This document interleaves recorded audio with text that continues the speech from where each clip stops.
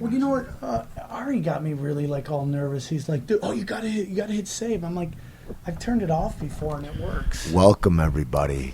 Here I am with the Sam Tripoli. It is Saturday night. I don't know what date it is, but tomorrow Today is the 28th, I believe. It's the 28th. It's the day before Reckoning. The 29th is the day before the Reckoning for the big finale of Breaking Bad, so I'm pretty stoked about that. I'm really happy for you, dude. Yeah. I think, it's so cool that I know somebody that is involved. It's so you did that for me, dude. I appreciate that. I did.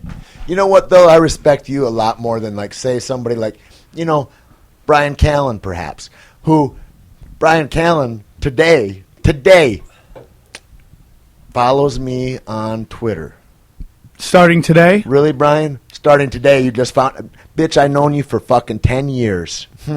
That's interesting. Yeah. I wonder what else is coordinated with that today, that your consciousness... I sat on a plane with you 2 years ago, God damn it, from that Albuquerque is weird. to Los Angeles. It's a little it's a little contrived, Brian. That's all I'm saying. Keeping it real over there. It's weird when you want to DM somebody on Twitter that's your friend. You're like, hey, you're not following me. Yeah. And then he DM'd me, and he says, hey, I'm loving watching you on Breaking Bad, brother. Congrats. I'm like, so that's the direct message you have. Okay, I can. It was like a phone number or something. You needed to do that in a direct. Brian, we're on to you, boss. Brian. We're on to you. Watching you, pal. Watch you, and I'll watch Brian Schaub too. Now that I see that you guys or Brendan, that you guys are together up there on some goddamn sneaky podcast. I don't know what goes on, but he's a Colorado boy, so don't you try to fucking deviate him from his pull roots. some stuff with that. He's a country boy. Creeps. Understand that. He works with his hands. He hunts in the wild. Brian, but the China syndrome, that's some bullshit. Whatever your China studies are, get into some real data, okay? Yeah. Anyway, moving on. Let me ask you, what is your podcast about? My podcast, boy, it really spans the gamut. I've talked with people like Camille Macris, who is great about a paleo diet. She wrote a book called Paleogasm, which was awesome.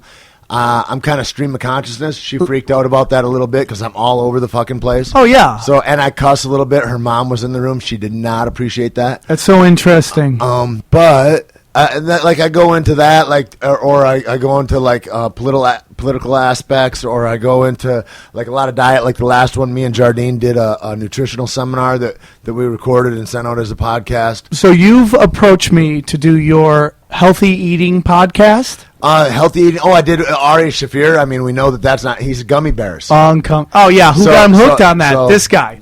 You know who sent him the biggest one ever? I sent him one as big as a real bear one time. He couldn't finish. He tapped out on it. Really? Yeah. It was like go for it. It's everything. Fear was a factor. It's everything. Fear was a factor for him. I'm with you. I am completely out of shape, and I don't eat a lot. Like right. I don't eat a lot, but I know what I eat is not quality. Right. And I will admit that to you. I'm not someone who's constantly snacking. I'm not somebody who's doing that. I also have weird hours. Can I run this by you? Okay. People tell me I shouldn't eat after a certain time at night. But if you look at when I get up, shouldn't that move back according to my body clock? I believe so. So like if you're saying, hey, don't eat after 8 o'clock if you get up at 7, if I get up at 11, shouldn't I be able to move that number to midnight? That should save you a few hours. Right? I mean, that's simple math. I'm just trying to do math here. Here's the deal, is that sometimes I ate today because I was at a place with some friends. It was Venice Ale House, and they have a delicious grass-fed burger. So, all right, I ate there. But I wasn't going to eat, and it was after workout, but I wasn't going to eat probably until after I saw you tonight. Like last night I didn't eat till 10 o'clock or something. And and then I go to bed at I don't know, midnight or whatever. But so I eat really late. I used to not eat because there's this guy Gunner that I used to train with at Bomb Squad. And Bomb Squad was the bomb. Squad, right across from tranny prostitutes that would hang out in Trader Joe's parking lot. Hey, you know what? Here's the thing about trannies. They like certain things. They like to hang out where boxing gyms are and donut shops. Yeah. Hollywood has to have the highest ratio of tranny hooker to donut shops. That's true. Because they probably like cream filled. You know what I'm saying? They probably love cream pies and cream fills. You know what I think is interesting is that those trannies, those girls, they know how to dress for what a man is looking for. Right? I mean, those ladies are out there. I'm like, how do they know? And then I'm like, they're dudes. Okay, I got it. Well, I used, because I've always lived in that area. Right. One was just putting it out there. Like, she'd walk around, and what she'd done is she'd completely just cut the whole hole out of her ass. So she had jeans on, so if the cops came by, she could just throw her shirt or yeah, jacket but or when whatever. she just had her ass hanging out of. Do you ever get balls in that? What do you mean? Like, do you ever see the balls when the ass is hanging out? Or I've never seen the balls. I've only seen one time. This shirt was so short that the balls were dropping out. That's amazing. But they're craftsmen. If you're a tranny out there, golly. But it's also interesting that lesbians go like the opposite way with that too. When they try to look like men, it's like the lumberjack of men. Right. It's like it's the guy that is maybe the truck driver rapist man. Yeah, it's the guy that you hate. That's who you want to be like. I don't understand that. Yeah, they just go like Deadliest Catch. I know one Ice Road Truckers guy that was a gay guy that then became a transsexual woman. That then became a lesbian. It's a crazy bunch of twists. That is a twist. That's going all in. And whatever you got, people, whatever your Steve, awesome. I want you to get after that. But at the same time, be careful before you make the final decision. Well, you can't come back from that. That's a big one. Once you start doing that, ooh-wee. Do you think they'll ever be able to grow like real dicks? Like you know how the guy in China, they're growing a nose on his forehead? Right. Do you think they'll ever be able to graft a dick? I didn't hear about the nose, but the dick. I hope they do for those people that don't want just a huge clit to pretend they're banging a lady. Like that, they can really give them a call. They want it. It's interesting. Do you know what's interesting though? I was watching I don't know what it was on HBO, maybe Real Sex, and they had girls, and they were going to like a lesbian orgy party. And they said that the way those strap-ons were, that they'd give clitoral stimulation, so when they're fucking them, they would come also. Which is kind of great. Oh, I'm sure the technology's there's a lot of money in that. With the razor. You know what I mean? At the same point, I don't want to have somebody get a scalpel in there and try to make it better if they don't really have it dialed in, and they don't have it dialed in if you're thinking they might. What are we about 20, 30 years away from it being dialed in? It's got to be. I mean, and if people even care about it at all, you know what I mean? And that's the real thing. It's like when you look at and that is the shitty fucking thing. If you're in one of these groups. Like, you can say there's no racism, you can say all that shit, but I'll tell you what, if you're 2 out of 3 black guys between 15 and 60, you're in prison. Like, that's fucking crazy, you know? And the same thing about, like, if you've got breast cancer, sorry, but if you've got testicular cancer, we're probably going to be okay.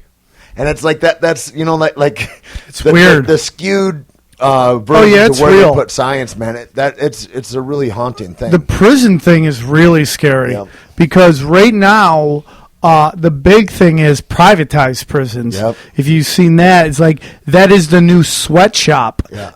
Because what these corporations have done, they've been trying to go. If you're buying from IKEA, you can thank your local state prison. Yeah, that's what it is because they've gone out to these third world countries where they've been able to do free trade and set up shop, but there's so much corruption. Like in China, when a company builds a factory there and they start building, another factory pops up where they've stolen all their ideas and started creating cheaper versions. They have limitless people that are starving that will work for nothing.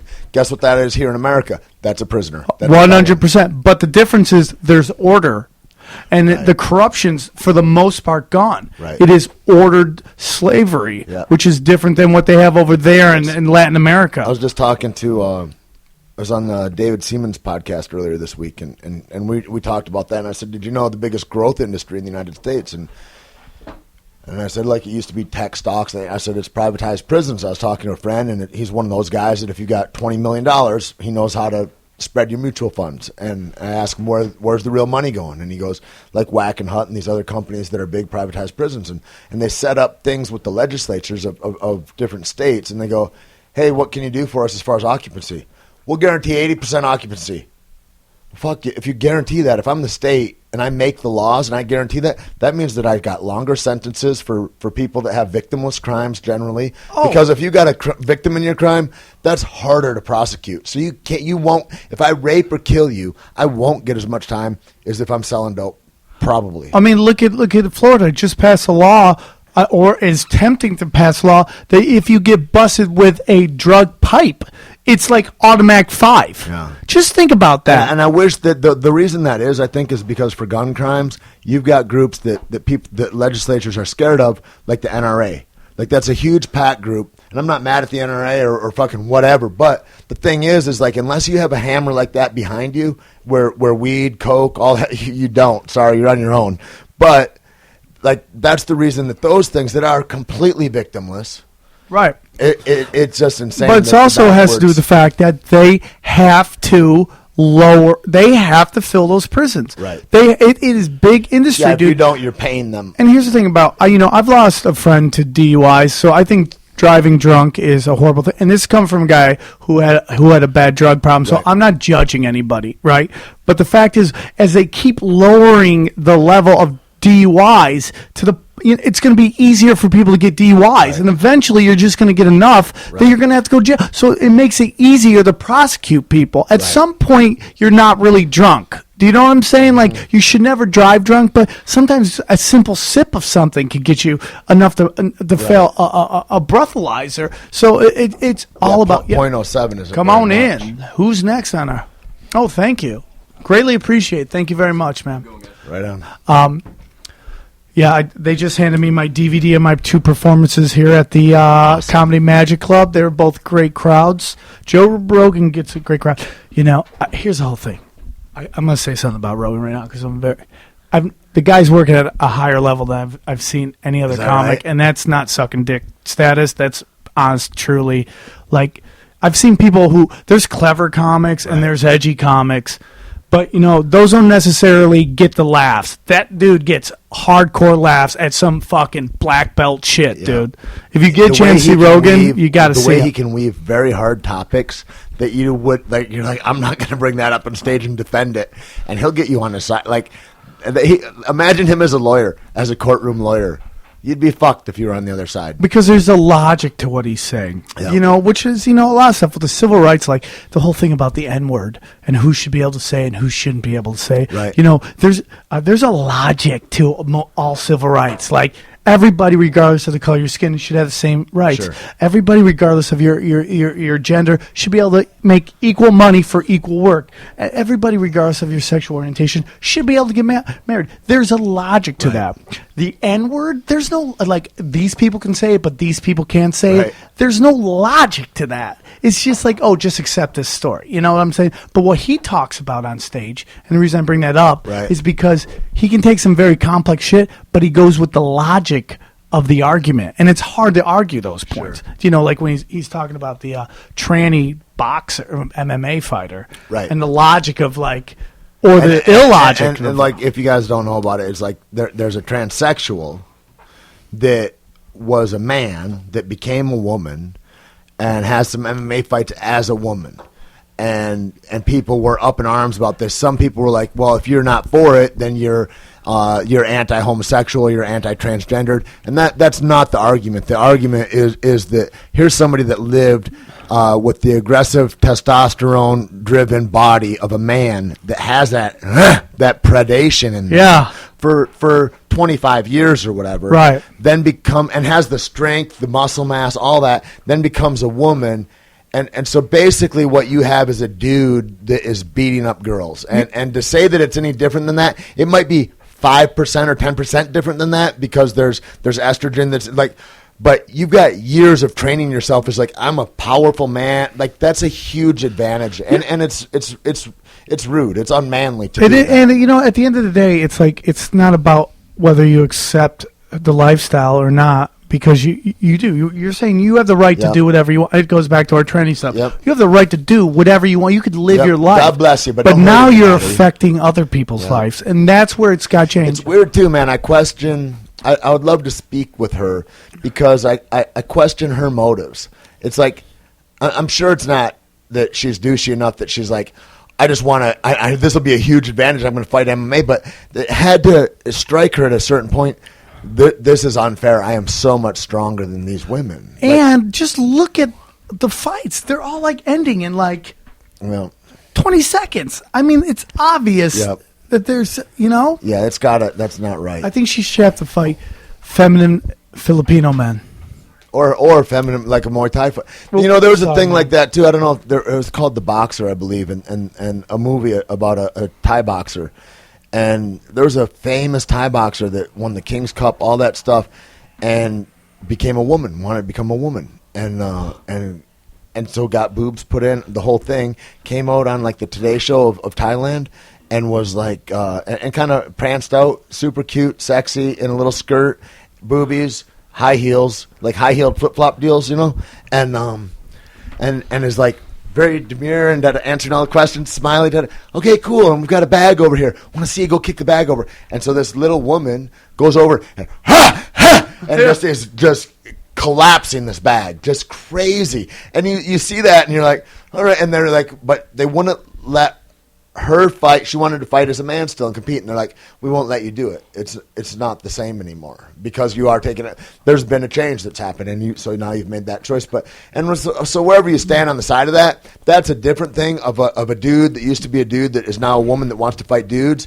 But like to go the other way, it's just, to me, it's unacceptable. Men are just larger gorillas that have that. I mean, it's a different deal, man. It is a different deal. Yeah. I mean, imagine you in a skirt. Yeah, exactly. A handsome fighting chicks. I'll show you a picture of that. Oh, please do. You can tweet it later. But that's the thing too. But when you're talking about Joe and the way he gets down with his comedy, is that it's all logic based. And when I look at that, like having the opportunity to tour with like Joe and Ari and Joey Diaz and Brian before he became fully Red Band, that little shapeshifter. It's to see it change and to really think about it as an art form, and then to look back and you look at like a Richard Pryor or something, and then you look at like what happened for race with that, like with a guy like that at all that time. It took a dude that could make you laugh your ass off at how ridiculous all that talk was, right? And that's it changes societies because it makes it okay when it's framed in humor. I've heard Rogan talk about it before, but it's like really he had a cultural impact. You haven't huge, really huge. I don't think you'll ever see it again. George Carlin in a certain regard, but not to that degree. Not to that degree, but George Carlin was a great. Like he huge. Questions authority. Huge. He comes from the time where I felt those will be the guys. Those guys, and investigative journalists. Those are the people that when it really starts going bad, like they're attacking investigative journalists right now, they'll come after those guys too. They'll stop. The freedom of speech will stop here. It will get to that point where, but people just let it. It's so interesting, dude. It's just. I was thinking Rogan on his podcast. He's got to have who is listening to that thing. When you totally think about the CIA and all that, like there's no way they're not listening. No, they are. I mean. It's got to be. If you really had like real clarity on who's following him on Twitter, it would be just some black ops, bro. Fuck. Yeah, there's the guy that has the cartridge chambered that's looking through the scope at just waiting for the word. He's following him. His boss is following him. I'm sure, man. I mean, like, there's no way with the impact of that podcast. It's huge. That nobody's listening. It's a crazy thing to me when he started that, when he's like, I'm going to start doing this podcast, and I kind of thought like it was like when I first heard about email, I was like, that's never going to catch on. Now everyone's doing it. Technology. Now we're on my podcast. Well, yeah, it's so funny. I do 2 podcasts, and I do them out of studios. Right. But it's very funny because a lot of studios are always like, hey man, well. You can use Studio. It's going to cost you $3,000 a month. I'm like, or I can go get my H4 Zoom, right, and just do it myself. Yeah. Or I'll do it for free here, and you can use the content and put it around and try to get advertisers. It's very interesting. Yeah. How everybody's got a voice. Dudes that think, you know what? I was driving by because I've been gone for a while, and then I came back to LA and I saw one of these signs for headshots. $99.99 or whatever, it's like Earl Scheib selling paint jobs back in the day. And I'm like, they're still fucking trying to hustle kids from Indiana that come to LA that are like, okay, I'm an actor, I need the checklist. I got to have the resume right, then I got to have the right headshot. What's in vogue now? Is it black and whites or colors? Like, motherfucker, they don't care. You got an iPhone that's better than that. You're great. I'm going to take a headshot of this right now with my grill, my mustache on, boom, and send it. Hold on, you're rocking grills? God, I want to rock grills so bad, dude. I want to rock grills so bad. My buddy Jason Rouse rocks grills. Is that right? I want to rock grills so badly. Are those all time? You got to see Mr. Charlie. How much is those? I won't ask because I want them to mug you. Yeah. Black, just one black diamond, and then all gold. Damn. But I got a nice set that's all white gold too, that's what. And those just go over your that's teeth. That's what I rocked right in the. It's all through the Equalizer. Denzel loved them, and Antoine Fuqua. He was like, "Oh yeah, motherfucker, that yeah." He's like, "Just this with the mustache." So all this played. Dude, I gotta be honest with you. You inspire the fuck out of me, bro. How's that? Just I met you kind of right before you started doing the Ultimate Fighter. Probably before then, yeah. Yeah, I don't know if you were sober then or you weren't, but like to hear your story and where you are, it's just such a great thing, dude. It's like I struggle really hard with my drug addiction. Like, I'm sober. I've been sober for like 230 days, and Wicked. I had like 4 years at one point, and. After I did my show, I got hurt and I was popping Vicodins, and then it was just down this track. And it's been really hard to get back. And like sometimes I'm just like where I am in my life. It's like at this age, and I should be here. Right. Well, it's not even that. Has the story been written in this town? Where am I? What like where I was and what I'm doing now, and am I? I'm the young guy, old guy hanging out with these young dudes, and like. But then I look at you and I think, man. Like how the story I've heard about where you were and where you are, and it's like it's what a motherfucker saying about me, Sam. No, man, I heard you saying about it. I know. Listen, dude. Like when I look at it, and I was thinking that on the way here, and for a long time, because like I'll see stuff come up about like the Naughty Show, and I'm like, that bitch just made that. You know what I mean? Like that's a vision out of your head. Here, it's like my friend down at Deuce Gym, like this guy Logan Gelbrick and Danny Leslie. These guys, they started on the Bluffs, and they had this thing called FFOTB, and which was Functional Fitness on the Bluff. Who's going to have a name that long? That'll never work. You're going to take people and work them out and start a gym? It's going to be and so they call it Fake Gym. And they go down there, and all of a sudden there's 100 people that are down there with them. And they're just inspirational dudes that are about their business. Now they just open a spot on Lincoln right across from Whole Foods down there. I mean, it's wicked. But the thing is Logan, he'd write blogs about it sometimes. He'd be like, so here I am at this thing they said I couldn't do with this name that couldn't ever work with an idea about a job that I made up in my head.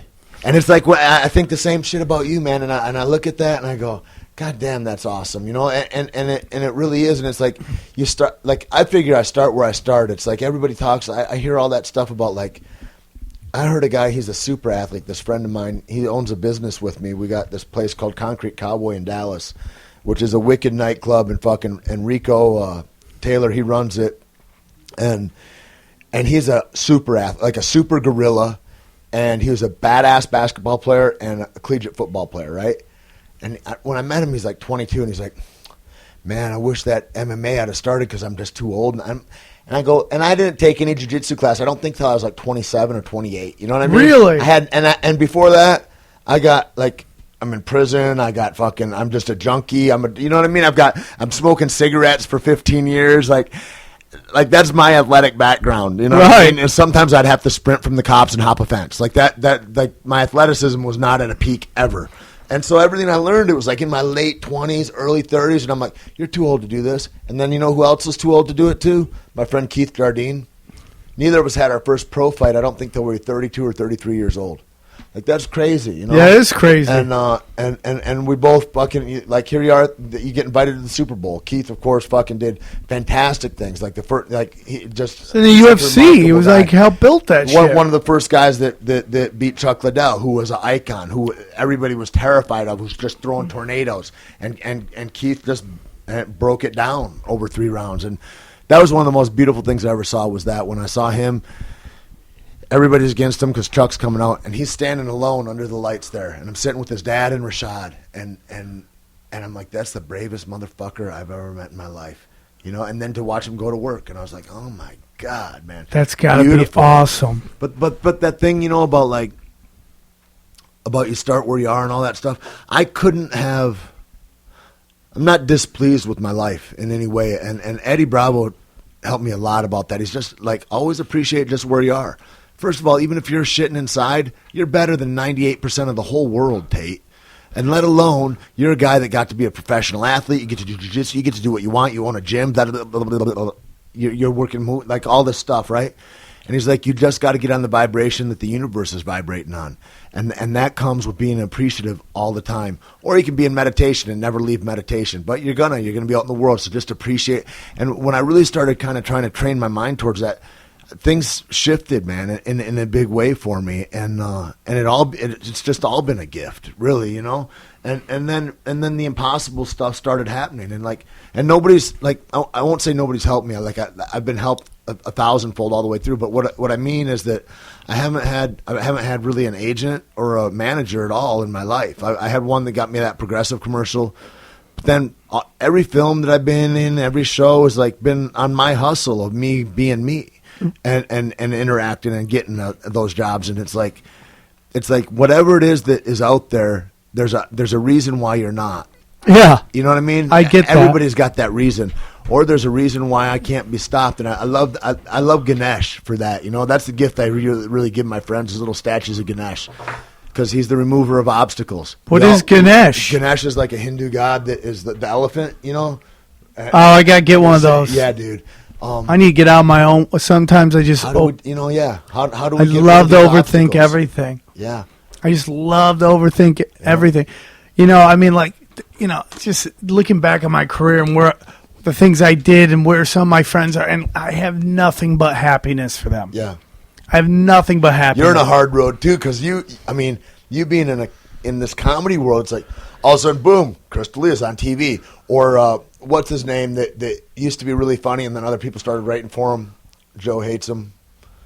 Doesn't hate him, maybe, but he sells out auditoriums. He's in all the TV shows and movies. I'm forgetting his name. But anyway, there's guys like that. That's another hard thing. You get super famous, then they're like, do a special, do another special. Fuck, I don't have any more material. It takes a year to build material for that. And so now you're not funny anymore. Sometimes specials now aren't so special. No, but like that kind of thing, you see people going to superstardom from it, you know? Yeah, there's, most gigs, most things, most occupations you work in, there's a progression. You go to A to B to C to D. In Hollywood, it's A to 4 to at symbol to negative 30. There's no logic. No. There's just nothing. That's like this. It's a magic trick too. It is there's like that. People, there's so much luck involved with it, and the people realize that there's a luck to it. Like, they know they're funny or they know they're talented, but they know they hit the lottery in a weird way. Dude, those are the ones that are like, whew. There's everybody, unless you're like a Jay Leno, or unless you're set up like I got stacks that I'll be able to live on forever. So whatever, if it all falls apart. But like everybody else that's out here in the entertainment business, and whether you're a fighter, whether you're a comic, whatever your steez is, it's like there's 2x4s that are across this chasm, and the chasm is life, and they're safe on either side, but you can't live on either side. You got to be out on the 2x4, and you're balancing. And you're always, and you know that at any moment you could fall into the chasm, and that's what it's like. And it's like this thing about the whole Breaking Bad thing, and everybody's like, "Woohoo! High five! Right on! You're on this great." And it's rad. But I know that I might never work again. It's totally possible. It is possible. And you know what? It's not only possible, but if you look at the numbers, in that way, it's likely. Now, it's not unlikely because it's me and because I'm a fucking grinder, but. At the same time, I know that it's likely. I know that it's possible. You know what I mean? And 100%. And it's like, and I ask anybody. Like I remember when I was like, I'm done fighting. That like I'm not good enough to be at this level, and at this level there's only diminishing returns for me at this age, and all, like there's a lot of things that went into it, and also I didn't like the game of it. Like I had a conversation with Dana, and I was like, man, this is less and less. This is guys going to be hitting this for 2 or 3 years, and then that's a wrap, and you give your whole life to that. And it's like, and I loved fighting. That's why I fought. I didn't fight to be under the lights. I didn't fight to fucking go and get chicks or to fucking be a superstar or get attention. Like, we all grinded out in New Mexico because we just wanted to see who we were under those lights. We want to see who we were when we're going to face ourselves with the art against another man and go, who am I now? You know what I mean? And ask those kinds of questions. It wasn't about like, ooh, I want to look at George with a bunch of girls. Like, it was none of that shit. And I kind of don't respect a lot of the fight game where guys have that, where they go into it like that because they take it for granted, and they think it's that easy. You see in comedy a lot too. And then you got a couple fights, and then that's a wrap. You have a lot of comics going around acting like they're Led Zeppelin when they're really just Nickelback. Yeah. And, nothing against Nickelback, but what it is it's really simple, formulaed, art. Yep. And God bless you, but you know what you're doing. You know what I'm saying? How long has Don Barris been in it? Don Barris has been in it for a while, but you know what? Don Barris has almost the perfect career in that he has his day job, which is a phenomenal day job, which, if I know Don Barris, isn't as much work as he probably makes it to be. He probably loves doing it. Right. And he's been honing his craft for 30 years. Fuck, forever, boss. Years. Forever. You know what I mean? Like, that's a man that is or a Joey Diaz, the same kind of thing. How great is that guy? Rogan. It's like those guys are and Joe, he's got the acclaim right now. So but these guys that are lesser known like that, it's like those are the guys that, like, that's a workhorse. Yeah, and he's in there and he's just going. You got to grind it. You know, I've done some podcasts. They always ask me about comedy advice, and I always say, hey, whatever it is, man, you should do what makes you happy. Yeah. Because the minute you start changing it, it's if you start doing what you think they want, right? It's a quick rise to the middle. Now it's inauthentic, and it stays reads that. And that's what one-hit wonders are in music. Yeah, they hit that thing. This is what the industry wants, and they create it. Right. And it hits, but they can never do it again because that's not them. Right. You got to do what you do.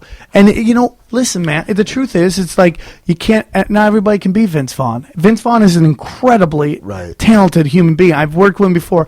Got nothing but mad love for that guy. But the guy, there's a degree of luck that comes along with getting to that. Right. And if you're like, if I'm going to be Vince Vaughn or I'm going to hate myself, then you're going to be a miserable dude. Right. Or you can be the best Tait Fletcher you could be. That's the thing, and that's what I was talking to those guys today after our workout, and we were like talking about fights, and I was like, I got all these dudes that they hit me up, and they're like, hey, how do I get in the stunt world? How do I get in this world, that world? And I'm like, and it kind of pisses me off a little bit with a lot of these dudes, because a lot of these dudes, it's like, you've been in the fight game for 4 minutes. And now you're going to front because you see it's hard to get there. Like, so all you wanted was the end game of being in the UFC. I never wanted to fight in the UFC.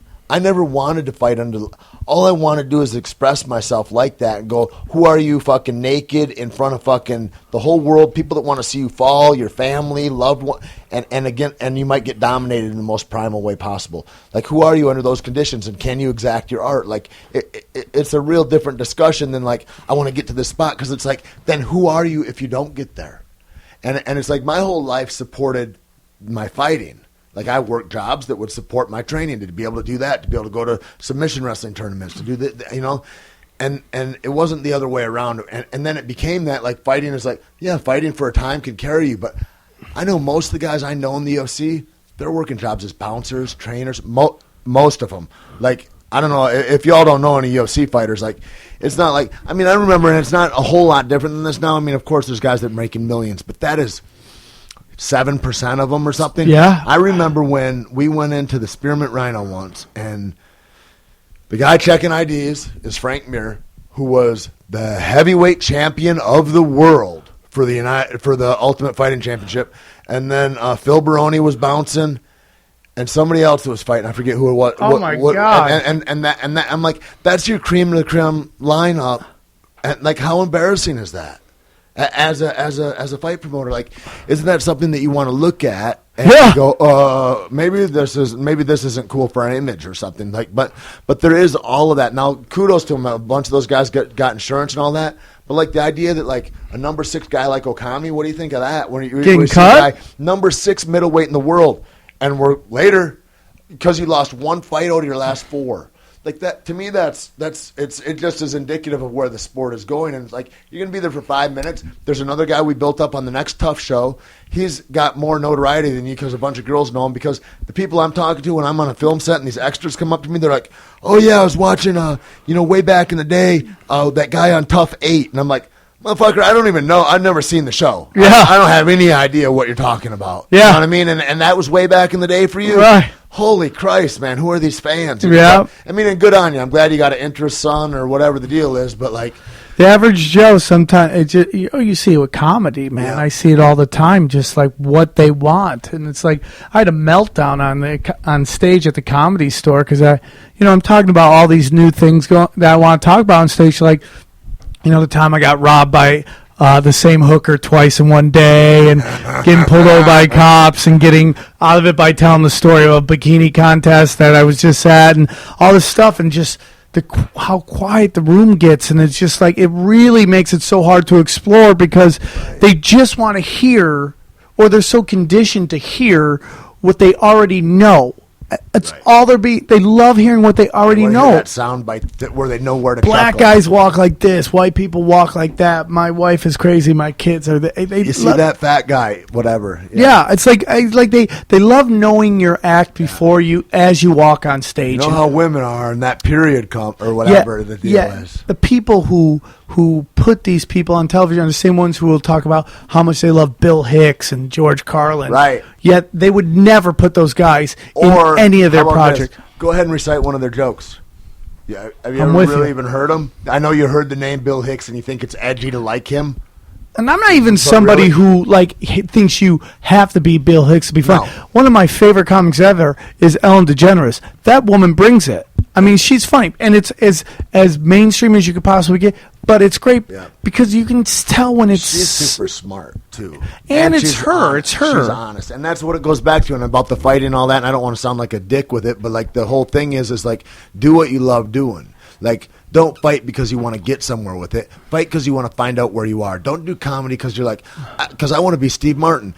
Do comedy because you want to be fucking whoever you want to. you are. You want to. You want to go, man, under those lights, who would I be? And would I be able to do it? And if the room is dead, will I still be able to carry that? Like, dude, be the comic you've always wanted to be. If you want to go hammer nails and build something beautiful and be a great carpenter, do that thing. But don't do it for the money. It's like this dude was like, "Well, what are you doing for money?" Or something on my Facebook, and I'm sitting next to this girl that's lifting an Atlas stone, and they're like, one of my friends jokes. He's like, "Is that what you get paid for? Like you're personal training her or something?" Is the intonation and I was like, "No." And then I started thinking about it. And I go, "Dude, I don't even really know what I get paid for." I'm like, I try to be brave. I try to be as helpful to people as I can. I try to build myself to be as useful for any situation that I can be in. I try to smile a lot and be appreciative for all the gifts that I've got and all the friends I've got. And then I just try to be a service to the universe, and checks come in. And I'm not really sure how it all works. No, I'm with you, dude. You know? I'm totally with you. You described me to a T. I heard a guy talking the other night, and he goes, man, if you're waiting to get what you want before you give back, there's no love in that, and you got it so backwards. And the thing is you sign up and you go, please, universe, just shine on me as great as I can be. And if I'm doing that just so I can that's one thing. It's a broken construct, man. But when I go, God, make me the greatest fucking Tait Fletcher I can be so that I can be a representative of somebody else that's hopeless. I'm with you, that they dude. can be me too, that they can shine like that too, and that they can fucking get beyond it. Please make me a great example. And let me walk high, and please let me not let down nobody that's looking at me. I'm with you, dude. You know? I live the same thing. Can I also say something about, not to get off topic, but or whatever. I love the women that are in your world of stunts, working out, MMA. I'm so attracted to those Amazon super, like, I'm built like I kill killer robots from the future. Like, awesome. I find them so sexy. Do you date a lot of those girls? The thing, are you into those girls? I totally am, and I not only like that would be my only dating pool. Like, I would never look and be like, oh, there's some basic bitch that I want to date. That, and when I mean a basic bitch, I mean a supermodel too. Like, I don't like anybody that is trying to be something for somebody else. Like, those girls are invariably trying to be, and I love them. I got one friend that's a supermodel, a super glamour model, fantastic woman and all that. But by and large, man, you're trying to fit a mold for somebody else. And I hate it when I hear stuff and when people talk about like, oh, well, I don't fit the Cosmo body and this and a lot of times that's just a fat girl that's making an excuse for why she's fat. But the women that I roll with, man, are what I love about them. And I think one of the words that you're that you're thinking of is empowered. Like, these are empowered, able women. I really love life, and they're like, they know how to move through life. They study things through life of how to be. They're smart. They're savvy. They're on that, man. And those are the dudes I'm around too, dude. Like, I'm not trying to hang out with you because I think that you're some mediocre. It's like. And that's the beautiful thing about my life that I am so appreciative of. It makes it easy to be appreciative. It's because I get to be around exceptional people. Yeah. Like, there's nothing particularly special about me except my friends. Play with dogs, you get fleas, and boss. they're fucking diamonds, man. My friends are diamonds, and I love them. And it's a beautiful thing because I was thinking, and I told a few of them today about it. And I was like, I run these things through a filter of y'all, as opposed to going, maybe this isn't the best advice for everybody, because not everybody wants to be exceptional. It's like that whole argument. People are like, well, dude, not everybody can eat grass-fed beef, Tait. It's not sustainable for the world. Well, regardless, like, we know that they make shit sandwiches in Japan, that they're making beef out of feces. We know that. We know that there's arsenic in chicken McNuggets and that their fucking McDonald's will kill us. We know that diet soda has carcinogens in it that give us cancer, that we know give us cancer, and people will still take that into their bodies. And so the whole argument about, like, people, not everybody can sustain on that. Well, most people want to sustain on poison. Yeah. But if me and the 20% of the people that are like me that want an exceptional life of health and vibrance want to have, like, I think that we should have that while you all die of cancer. You know what I would always love to tell people if they're coming up and they're like, hey, what advice could you give? You could give yourself at a young age. I would always tell myself, you don't always have to take the first exit off. Wow. So many people in life take the first exit off the highway to life because it's the easy spot. Oh, I'm going to get off. Do you get a lot of hit-ups? Like, I mean, now it's a little older, but like a few years ago when Facebook just popped off, from people like you went to high school with and all that stuff? Yeah. Yeah. What was that experience like? Well, here's my whole thing. It always comes back to, are you happy? Like my best friend from high school, I am a guy. Where'd you grow up, Sam? Cortland, New York, to 607. John Jones is from the 607 for life. That's why I root for him all day, every day. My best friend, a guy named Tony Gerardo, is my best friend from high school, and we grew up hanging out, all the stuff, love the same kind of comedy, all this stuff. At some Sam point, Tripoli and Tony Gerardo. It sounds like El Dorado. El Dorado, bro. Sounds scary. Well, at one point he went one way, and I went to Las Vegas, and he went to a college in upstate, and he got religion, and I became very religious in this very certain type of Christianity. And, me and him are like this. We're best friends. We don't talk every day, but every time we see each other, it's like we're so excited. It's like no time has passed. He works at the SUNY College, Cortland State. He's part of their design, art design department. He has 3 kids and a 4th one from his wife, Elaine. And the happiest dude in the world. Happiest dude in the world. I'm not saying he at no point am I saying he got off on the first. That's not what I'm saying. Right. But like his life is completely different than mine as I'm trying to attain this thing that I've been working on. Completely, it's all happiness. What I'm talking about is the person who just got the first job he was offered, just right out of gate, just got married to someone he didn't want to get married to because he thought that's what he had to do, man. Mm-hmm. It's like stay the course. Yeah. Stay in it. It's always dark before the light. Yeah. And that's the biggest thing. My buddy, so happy. I'm happy. Do I have my weird days? I do have my weird days where I'm like, question myself. Do I have the gun in my mouth and I'm making out with it? But the point is, it's just like, for me, it's just, I just went for it. I just stayed the course. I didn't take the first shitty job that came my way and just felt like this is what we do. Right. That's what Coach Jackson always says. He talks about Shackleton a lot. There's a big shipwreck, and he led all his men off the shipwreck back in the early 1900s, right? And kept them all alive for, I think, 8 months or a year, like a long time. Now, there's enough food for like a month or 2 months of food stores at the ship, but they couldn't take it all with them. And he fucked it off, took what they could carry, and got them marching.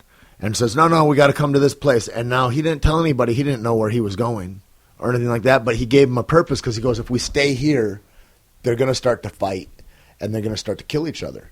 And he's like, I got to save these men. And so Coach was always like, so it doesn't matter if you're wrong. You just have to have a goal and go for it and mean it. Yeah. Now, that goal can change. but you have to have that goal. And I was telling a kid the other night, I was like, man, you just pick that goal. You're never going to get there because there's going to be a distraction, but that takes you over here. Now that's your purpose. And I love there's this part in The Alchemist, that book Paulo Coelho wrote, and there's this king, this prophet that keeps coming up in different forms. He's a shopkeeper, he's a bum, he's a king, he's whatever, right? And the kid runs into him and he goes, and the bum looks at him, he goes, you look down, what's wrong? He looks scared. He says, I am scared. And he goes, well, what are you doing? He says, I'm trying to get to Egypt. I'm trying to see the pyramids. And he goes, well, what's the problem? He says, I think I'm just going to go back and I'm going to be a sheep herder. That's where I came from, and I'm going to go back and do that. And he says, why? He says, it just seems too heavy to be able to walk like this, and I don't have any help. I'm alone out here. And the guy says to him, he goes, you know, when a man is striving towards his purpose, which you have a purpose and not everybody does, a man striving towards his purpose, the whole universe conspires to help him meet that goal. And that's exactly what I found, man. And you got to be brave and you got to have courage. But it's like that not getting off at the first exit. It's like, of course it's scary. But it does, you know, that whole thing, just because there's a goalie doesn't mean you can't score. Yeah. You know? And you know, it really, and I was told this very early in my life, in my comedy career, and I never really understood till much later, is that it's not the goal that is the fun, it's the journey that is the fun. Paul Mooney once told me that. Ooh, there's a beautiful comic. Wow. Paul Mooney once told me, he goes, you guys, you young guys, and this is when I just got into the comedy store many moons ago, and he goes, you guys don't understand this. He goes, where I am, what I'm doing, this is not fun. This is work. Fun is what you're doing now. You're running around with all your friends. It's not even about money. It's about just getting on stage, doing your jokes, chasing some poon, banging some ass, telling some jokes. Yeah. Nope. It's when everybody starts moving and popping at different levels, things change. Yeah. And it's the truth. It really is the journey. Yeah. That is the fun part. You know, yeah, the goals are great, but you never know what your goals, you know, your goal is this, but again, it changes. If all of a sudden a dude came up and goes, you know what, dude? I love your mouthpiece, Sam, and I'd like you to be my manager. And that dude is Dave Chappelle or something. Are you going to not do that? You know what I mean? Or like, that might be a lot of fucking fun, too. I'm going to do that. And that was the one thing I love about being around Joe a lot is because he'd be like, was it fun? And now it's like people are like, whenever people are like, are you having fun? I'm like, dude, I can't think of a thing I do in my life that I don't have fun at. If it's not fun, I don't do it. And people are like, dude, I can't wait to get out of this town. I'm like, I'm quick to tell them, there's no fence around here, dude. There's planes that will travel to every destination you would like to go. Yeah. Do you know what I mean? But chances are, with that consciousness, you're going to think that place sucks too. So maybe you want to make some changes at home before you flip it out, you know? Yeah, you can change scenery all day. You're still the same person. Yeah, you still have the same mindset and the still reaction to the stimulus. Yep. You're going to react the same way unless you make changes. A lot of that stuff, man, like when I'm living in that way, it's because it's that same old thing. I'm afraid that you're going to take what I got, and I'm afraid that I need what you got, and I can't get it. And it's like, that's such a place of scarcity to be in, as opposed to going, where can I put something into the stream of life? Where can I be helpful? Can I leave this guy with a smile at 7-Eleven right now, the clerk? Can I leave everybody with a little bit of goodness wherever I go? Because when I do that, dude, the journey is the happiness. You know what I mean? That 100%. Is the beauty of it. Yeah. Might as well, treat people like gold. I learned that very early.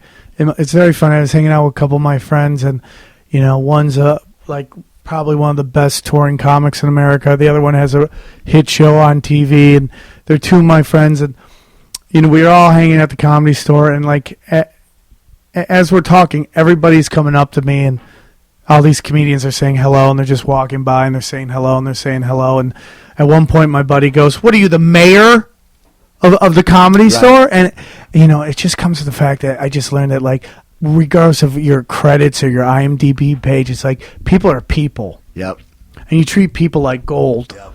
And just because they don't have credits doesn't mean whatever their opinion isn't important. No. I learned that very early in comedy, and to be honest with you, it's helped me out. There's been a lot of people who I treated like gold when they were just coming around, running around with backpacks on, treating them like gold, just really young puppies in comedy that they went on to do great shit, and they put me in their TV shows. Yep. Just because I treat them like gold, and that to me is the best. I just, it's like, it's so weird when you get into comedy how there's so many angry people. Really? Just angry clowns. I just never understood that.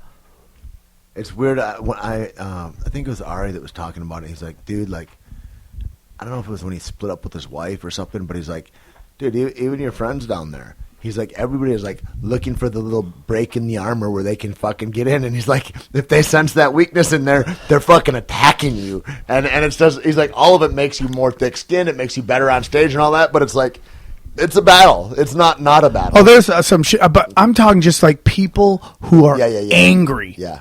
Like they got this like hello, this very clown show on stage, and then as soon as they get off, they're trying to scorch the earth, and I just never really understand that because at some point they lost the joy of what they're doing. Is that a facet of them not getting to where they want to go soon enough? Like I put in the time. How come that dude's on? Or then they don't.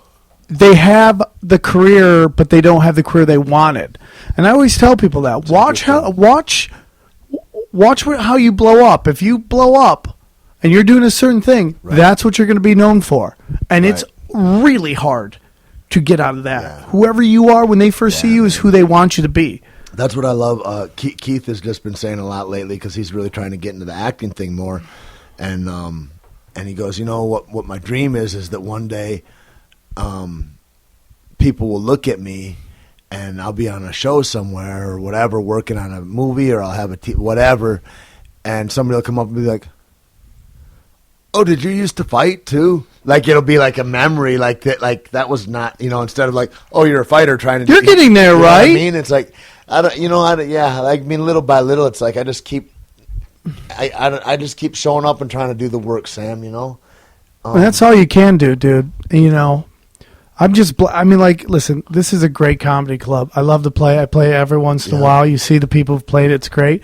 And to be able to be on the road with Joe Rogan is just, there's not a lot of people. There's only so many people who get to go out with him, and just to be one of them. And just nobody lets me go up there and just swing for the fences more than Joe Rogan. And nobody, I'm doing AIDS jokes. He's not bringing anybody that he doesn't respect. Yeah. Which is that's a cool thing about like the dudes that he asked to go out. It's like those are dudes that this guy finds hilarious. Yeah. And this guy's opinion fucking matters, man. It's like it's not steeped through without intellectual process. That podcast is hilarious, man. It's like I've been just mentioned on it before and people go crazy. Yeah. I had this gorgeous girl in San Diego who was doing morning radio. There's this morning television is so funny because they're kind of conservative, but they're up so early, they're kind of crazy. Right. Especially in San Diego. That's why, Anchorman works so well because those morning people are so crazy down there. And they're hilarious and they're cool people. But, man, I'm just getting down there. I'm making the host air hump the air. And it's just like, and then I get off stage, this girl's like, are you Sam Tripoli? I'm like, yeah. She's like, oh, I heard them talking about you on Joe Rogan's. I'm like, I didn't hear you on Joe Rogan's. I heard them talking about you. Yeah, man. It's crazy. Right? What a crazy world we live in. And just think of all your friends like Ari Shaffir. It's like 3 years ago he's ready to blow his brains out. And now he's like a nationally touring comedian. Yep. Joey Diaz. Yep. Just the egg roll is just king of the hill. Yeah. Dude, that whole thing, I was just in New York and I'm just walking down the street, and a dude comes rolling out of Verizon, walks into me like on Fifth Avenue, and he goes, Tait Fletcher, and we're as close as you and I, and we're walking, we're in motion, and he opens the door and see Tait Fletcher, and I go, yeah, and he goes, hey, and he just wants to walk by, and I'm like, well, what's your name, man? And shake his hand, introduce him. I'm like, he's like, yeah, I love the podcast.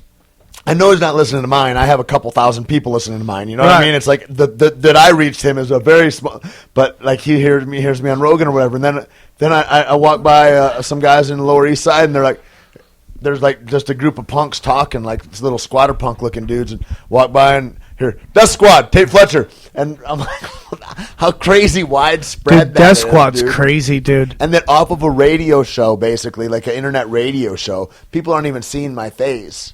Like there's like these guys are like, oh yeah, that's who that is. Like it's crazy that Joe is like, dude, don't mention a website because if we mention too many, like we can be. If people think we're doing it deliberately because we're crashing systems.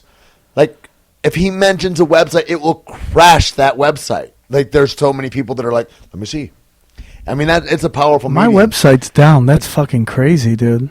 Your website's down? Yeah, it just went down. I have to get it done because I work on WordPress. Do you work WordPress? Yeah, I think that's what mine is too. And there's something where it's like it was like some weird I don't know, some weird warning came up, and I just didn't know what to do with it. Right.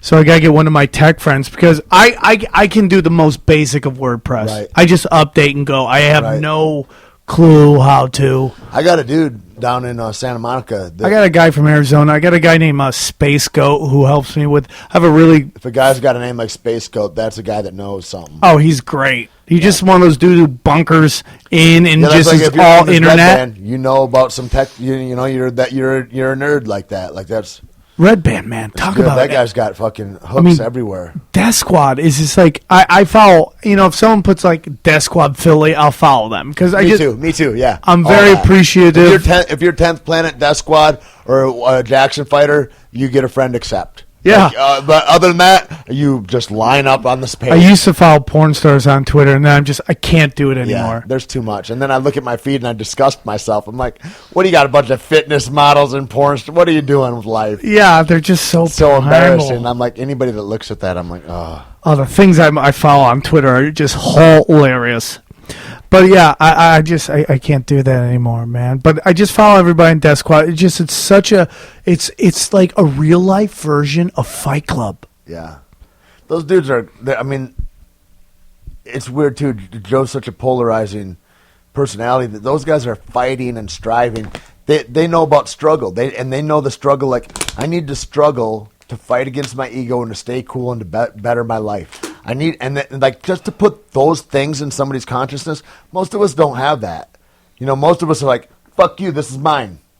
I mean, mostly we're like children that go around life like that. And just to open the consciousness to go, hey, we're all in this together. Let's help each other. When everybody does better, everybody does better. And, like, just those things. And, like, here's all these groups that are, you know, like, fuck. And I don't know the politics of it. Some dudes, there's a thing that made a great website of us all called Death Squad Network. All the little pictures? All that, yeah, man. I was like, well, cool. I'm like, God, they know more about me than me. I'm like, those guys are right on the shit, you know? Oh, I'm very thankful. And then somebody's like, well, they're not real Death Squad. Like, I'm like, real Death? I'm like, what does that even mean, real Death Who is Squad? real Death Who's Squad? Death Squad enough? Like, I don't know. Like, I know that I walked into a radio station and, like, there's, I think, me and Eddie and Brian and fucking Joe maybe or something. It was a long time ago. And I just come off the show and they're like, Jesus Christ, you brought in a killer with you? You got the whole Death Squad here with you? And that's born out of that. That's where the name, you know what I Opie mean? and Anthony. So, yeah. Like that's where the name came from. And then Brian just took it and flipped it and ran, dude. And the best name for a podcast channel ever, Death Squad. You know, speaking of that, too, and speaking of Brian, and I remember the first time he went on stage, it was just in front of me and Ari, and he was half drunk. Not half drunk. He was fully drunk. And Sounds like Friday. In Florida, and he tried, and it was just me and him. The whole place is empty. And he goes up, and then somebody farted, and then he runs off. Like, he's too embarrassed at that time. And to see what he's doing now, cracking it, man. And it's like, and that's the thing, and that comes with practice and looking at, like, when you're like, if you're happy doing what you're doing. When I go and I watch open micers, which I love to do, it's my favorite thing to do. Like, before a friend goes on or something, if there's open mic before, I'm there early. Because you see those dudes, and those are the bravest dudes in the world. And to me, it's just like a fight. It's like they're out there, they got 90 fucking long seconds. Yeah. To go and try to entertain people that are Get sitting there and going, turn I and dare you to make me funny. You know what I mean? And it's like, that whole thing is so beautiful to me. And then you go, and I look at the hustle that, like, a Joey Diaz would put in. And whenever you talk to him, he's like, oh, hey, dog, I'm going down to the Ha-Ha factory, and then I'm going to this open, like, all Joe that Rogan. shit, man. Podcast. Great crowd, huh? Podcast breaks out. Yeah. They were a great crowd. They broke out everywhere, and it's basically your fault. My fault? What happened? What, podcast? Yes. I don't think so. You're kind of the incentive for all It was already that. going on long before. Look at this fucking Sam Tripoli. You're knocking shit over. Jesus, man. You're going to get your Zoom wet. That's my Zoom, Sam. Yeah, it wasn't. There's just some water doesn't get on your phone there. It's mine, not mine, man. Corolla was doing it before me, man. Who, him? There's, like, Mark Maron's an older one, right? Yeah, he's older. his is a little different because it was all interviews. Uh-huh. Corolla, I think, but we got our idea from Anthony Cumia, because Anthony Cumia was doing it at his house. He had this thing called Live from the Compound, and he was doing it on Ustream. And that's how we got the idea to do it. Because that's the video one, right? That's the thing. Yep. The first ones were all video. Like the first ones we did, it was all on Ustream. And then once we started doing it, like after a few months, then we started uploading it to iTunes and all that. How many people are watching it off of like like? How many people are viewing it versus like I'm just downloading and listening to it in my car? Way more listen. Yeah. Like more than 90%. Like 90%. Yeah. More than 90%. Yeah. Yeah. The really big ones, they get the first download is over 500,000. It's like somewhere in the 600,000 range. Whereas like it's only like 100,000 will watch it between YouTube, Ustream, and Vimeo. You know, it's fucking crazy though. We were just talking. I was just in New York for a month, and I'm walking down Fifth, and a dude's walking out of and we're as close as you and me. He's walking out of a store though. He's been in a store. I'm on the street. He walks out the store, and we're in passing. He's like, Tait Fletcher. I'm like,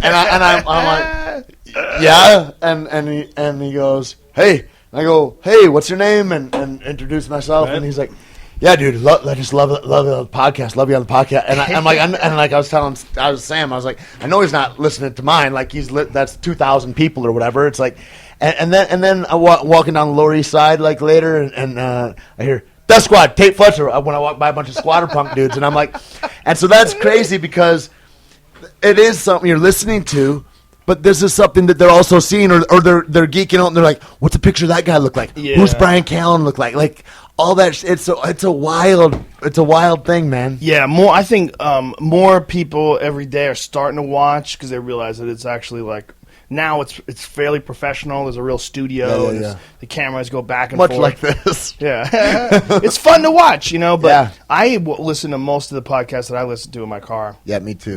Yeah, makes it so much more interesting. Yep. You know, like audiobooks or podcasts. Yep. It's one or the other for me. Yeah. And mostly it's like it's catching up on podcast. Or if I'm on a plane, before I go to sleep, I'm listening to a podcast. Probably.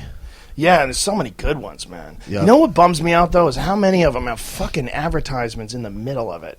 Like you're listening to a cool conversation, then 15 minutes in, it's like they're advertising something. Yeah. You know what's interesting too, dude, is like some of the guys that I follow that I get the best information from that I love. I'm like, you're one droll motherfucker to listen to, though. You know what I mean? And it's like they've got such great information. I'm in it anyway, but I'm like, you're a snoozer, bro. It's lucky this is only 20 minutes long. Some people are not that good at captivating people's attention. Yeah, you know. The thing that helped me is I came into podcasting from doing two very, very different things that require people to pay attention, like MMA commentary and doing stand-up. Yep. So with MMA commentary, it's like it's a constant. That's a little cool training too, dance. because it's not like comedy where it's like, here's something that I thought of before, here's where I want to go. It's like, here's brand new information happening all the time that I have to be privy to and then say it right away. Like you get a quickness, a deftness that you wouldn't get otherwise, I would think. Yeah, you also have to know when you're talking too much. You know, you got to really be careful of that in podcasting and in MMA commentary. Do you have to be careful of not letting Mike Goldberg talk too much too? You got to be careful. Well, he's got to be careful he doesn't get too technical with shit and go off the deep accidentally, because he doesn't train. Right. You know, he'll do like a little kickboxing, like hit the pads and stuff. But when it comes to like jiu-jitsu or something like that, if you're not training, there's no way you should be even doing commentary on that. I mean, there's like that, the way that's blown up. How many guys are experts now that are watching? You know, like so if you're not an expert and you're starting to woof some shit, dudes might smell that inauthenticity. Well, you know, people have called me on shit. That I have a thought. I just got in a theory fight recently on the internet about it. Well, about what? The fuck does he know about striking anyway, this fucking guy? Bitch, please. I'm better at that than I am at jiu-jitsu. Yeah. Go ahead, let him kick you one time. There's dudes got mad at me because someone was defending an arm triangle, and they had a way of defending, a way of holding on to an arm triangle. I'm like, good luck with that. I'm like, if my head is in your armpit and I'm clasped around your neck, you're fucked. You're like 80% fucked. And people are like, no, you're not. You don't know shit. The guy's defending. I'm like, let me tell you something, man. I'm going to get my knee on your chest. You try that shit out. The impaler. Yep. You know the impaler from that position? Like, the guy was defending, and the way he was defending was just this, holding the arm. But the guy was under his armpit, and the head was there. I was like, with like a Jacare guy. Not saying that I'm Jacare, but I'm telling you, if someone sucks and I got you in that spot, and you suck if you let me get you in that spot. Yeah. I mean, that's the thing, too, about levels of that for guys. Like, I was talking to some friends earlier today, and I'm like, there's guys that are supernatural at jiu-jitsu. And I'm pretty good, and I've got some experience, more than most people that I run into ever. But, like, there's those guys that are out there that I'm like, what did he just do to me? Yeah. You know what I mean? That you just don't even know. Yeah. And so you're talking about, you're looking at that, viewing that, and you're like, this is no help at all for that kind of a guy. You know what I mean? Oh, no, I'll take care of it. Yeah. Okay. Thanks, man. Some guys have just one move that they excel at. Yep. Like Cody McKenzie's got that nasty guillotine. Yep. He just catches everybody in that guillotine. They know it's coming, but he's got that thing so laser sharp. You know, like Marcelo Garcia has like 10 moves that if he catches you anywhere near your neck, like guillotines, north-souths, rear nakeds, anything he catches anywhere near your neck, you're done. But you can get another dude who doesn't have that move, and they get in the same position as Cody McKenzie, and they can't finish it. Well, like Nogueira and Murr. It's like when I look at that dude, and I see a Frank Mir that had basically quit. Yeah. Like he'd quit. He was broken. He didn't want any more of that fight when they're standing up. And then he kind of is going down, and Nogueira's like, I'm going to guillotine him. And I'm like, are you like a 30% kill rate with that, Nog? Yeah. Like, what are you really going to do there? Well, and then he goes down, loses it, fumbles, and you know who's really good at Kimuras, apparently, is Frank fucking Mir, and he came to life and broke his shoulder, you know? Yeah. And it's like, you look at that, and it's like, why are you going for something that you don't have numbers? But like you say, a Cody McKenzie or something like that, it's like, boom, death. My arm triangle is so good on the right side. Like if I catch someone with their right arm, my neck is more developed on my right side than my left. Like when I had my neck injury and I went to a doctor, he was like, what happened to your neck? And I'm like, what are you talking about? He's like, the right side is totally different than the left side. I'm like, what way? He's like, look how fucking dense this is. Well, because like, that trap has grown to cut off circulation in another man's brain. He was trying to figure out. He was trying to figure out if I was injured. So good. He's like, is your disc, is it fused? Because he was a chiropractor. I go, no. I go, oh, I know what it is. It's this. It's that move that way because that right clamp is nasty. That's my go-to shit. Arm triangles. I've had more taps in jiu-jitsu from arm triangles than anything else, for sure. If I get you in a chopping block, I feel like you're going to have a bad day. If a guy gets gonna be a short laser sharp shit, you get good at that one technique. Yep. Like, you know, like Scott Ross, that motherfucker, if he gets a hold of your ankle, he's got a nasty ankle lock. Straight. I never get caught in ankle locks. Yep. But with him, I'll get caught in ankle locks. He just clamps that bitch down, he gets that perfect position with the legs, and he just knows how to get there laser sharp. I love Scott Ross. He's a great guy, man. He's a great guy.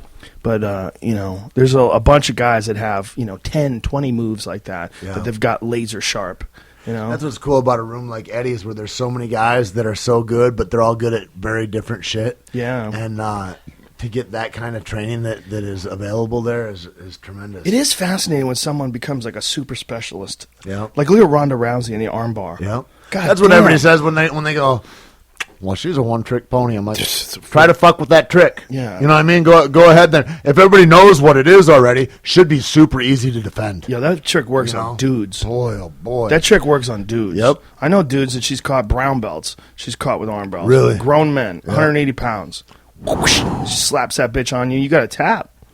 That's her legs, That's somebody her torso. too that knows so much about that and about that leverage and that it's like Scott. Once he's there, he becomes that pit bull of like he knows already. He already feels the tap before it's even set up. Yeah. He knows that's coming. He knows it. It's so fascinating to me when someone gets really good at one move, and that's like their shit over and over and over again, and you try to avoid it, and they find a way to get you into that position and tap you. But then you got to change that shit. Yeah. Well, you got to also have a few other things. I feel like that's like comedy. Yeah. You got a comedy. You got something that's gonna kill, and then you suck at all this other shit that you've been thinking about. But you got to get better at that sometime. So at a certain point, your ego has to let go of what you're really good at tapping this guy with and go, you know what? I'm going to try to put some numbers in at this stuff, even if I'm going to lose position or whatever. And it's got to be similar on stage. Yeah, well, comedy, you have to come up with new black belt shit every year. You have to have a new black belt move every year. You can't just rest on your laurels. You have to have a new move every year. That being the case, like when you look at guys, like I was trying to think, like I was looking at dudes that get specials and they're like awesome, and then they get another one 3 months later, and then not as great, and then they get a third one, and it's like, this is horrible. It's not even the same. He's not even funny. He's not even funny at all. So like when that happens, do you have to say, I got to take a pass because I don't have the material and I'm not going to read some other guy's jokes that have been written for me that I can't make funny or what? Like, what do you guys think about it? Machine, man. I mean, they got like their agents and they feel like they got to strike one of the irons hot, and then they start churning out the stuff that it becomes almost not special. Well, I'm in a good position because I don't have to make a special unless I choose to make a special. So when it's my idea, I make a special. So I know. You know, I've had specials. You have control over distribution and all that too. Yeah. That's big, but what's really big is when you do it. Knowing when you do it, like knowing that you don't have to do it too soon. Because if I wait 6 months, it'll get even better. It's like you got to know, like there's a tipping point where you can't get it any better. Now it's going to start getting stale, and you want to catch it like right on the peak. When you guys do that kind of stuff, do you run that through your own filter, or do you have somebody else listen to your material and go, hey, what do you think? Or do you feel like that after a few days or weeks that you're objective enough after years of being on the grind of going, I got a pretty good gauge of when I've cut all the fat off this and I've just, gotten all the funny into it? I'm ruthless with myself. I don't give myself any slack. I'm without a doubt my worst critic of all time. So I don't really need anybody else picking at it. I fucking chew myself to pieces. I don't like anything I do, even when it kills. Well, I mean, with that, then when do you? I mean, fuck, man. Like that's tough when you're that critical. Then, like, how do you got to feel it out on stage? Then and you got to know you got to have a healthy balance because it can almost be somewhat self-sabotaging. If you're always trying to work up here and everybody else is working down here and you're beating yourself up for not working up here, you could sabotage yourself. Well, I don't ever think about where everybody else is working at. That for sure I never think about. What I do think about is it something that I would listen to? Is it something that I would enjoy? Right. Especially with my knowledge of stand-up. I've been doing stand-up for so long. Is this something that I would consider to be good stand-up? And then also, it's how is it working on stage? That's the big one. Like, there's bits that just... I like them, but they just don't have. They're missing a spark. They're missing something. They're not right. They're not right yet. And then there's other ones that are just nuclear weapons. And, I could just say, all right, it's time to go into this sequence, and this sequence is just carved. I know the pauses. I know where it's going. When people were too drunk or whatever, and you go, I'm going to do the Arnold joke. Yeah. Or whatever. You know what I mean? Dicks in the ass are always funny. Whatever. I'm doing to do this. You can do that. I have those. Well, I don't have any of those anymore, but those jokes are like what I call escape valves. They're like, well, you could always get out of jail free card. You could always do this bit, and they're non sequiturs. You can stick them in out of nowhere. Yeah. Let's go take pictures of people. We'll do this. We'll keep going. Cool. We'll pause. Boom. Back on. Had to take a little break. Went and took some photos and took a couple photos. Did the damn thing. I was really amazed at how many Asians fucked up the pictures with Joe and had to take them like three times in a row. Different times, yeah. You're like, they'd be great at handling cameras. Yeah, I mean.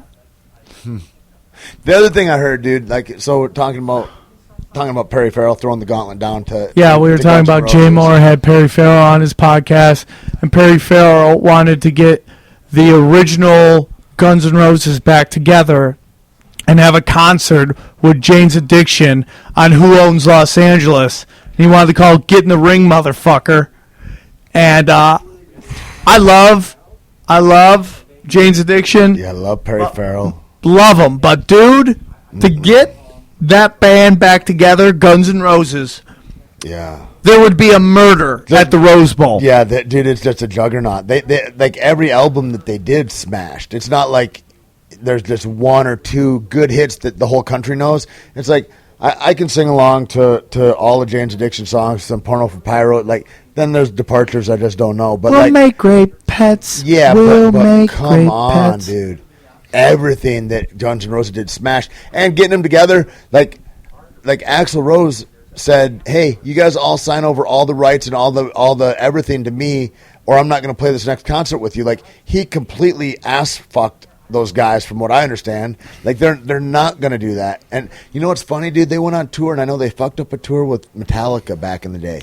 But you know how good they are. So the good. Metallica So opened for them. Right. That's where it was at. But you know what's happening now? Like Metallica just played at Comic-Con, and I went to that show. you know they won't ride in the same cars together. They all hate each other. They all hate each other. Like how crazy is that? Like your highest success brought your dogs, your brothers that you're sleeping next to, wearing each other's jeans and shit, and all that shit.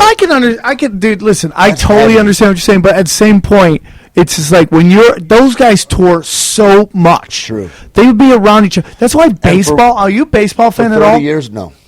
Baseball players, they play 160 days. They're together all the time. Now, granted, they're flying on jumbo jets to get in their own hotel room, but every day you're with the same dude. Yeah. Well, but then they get traded. Those guys aren't like that. You look at a Metallica, that's 30 years of those guys, which is crazy because I always thought of like Led Zeppelin, or you think about like Rolling Stones or The Who. Like those are guys that. But now there's bands that started when I was a little kid that have been around 30. It's like, how fucking old am I? Like that's crazy to think that's what's happened. All they did was flip a couple of bass players. That's all they lost. They lost. Cliff died, and then Jason. But there's some people who just weren't able, like Van Halen could never get it back. No. And that's the way Guns N' Roses would be. That'll never happen. That just can't happen. How weird does Axl look right now? I remember seeing pictures of him a long time ago. He's white guy. Anytime white people get cornrows, it's shady shit. Oh. And then his skin was pulled so tight. He looked like a ripe plum. One day I was at the Sky Bar, and he was just sitting next to me, and I could not believe how close I was. You knew it was him right away? Oh, yeah, dude. He had white cornrows. Did you go sit up to him, or did he come sit by you? He was just, there's a bunch of girls around. He was sat right there, and he was just chillaxing. And I was just like, I cannot believe I'm this close to Axl Rose. It's wicked, crazy. Man. It's crazy, man, when you look at that. Were you starstruck? What did you think? No, I wasn't as starstruck as I should have been. You know what I'm saying? Like, I was at that age when I was young where I thought I was the world beater. Right, you're going to be. Like, I'm like, yeah, that's Axl Rose, but I'm Sam Tripoli. Yeah. We should be in awe of each other. Yeah. Not just showing the respect. That guy was a master. A master, dude. He was really incredible. You know, I've been, like, I remember the first time I really got starstruck ever, like, and where I was like, holy fuck.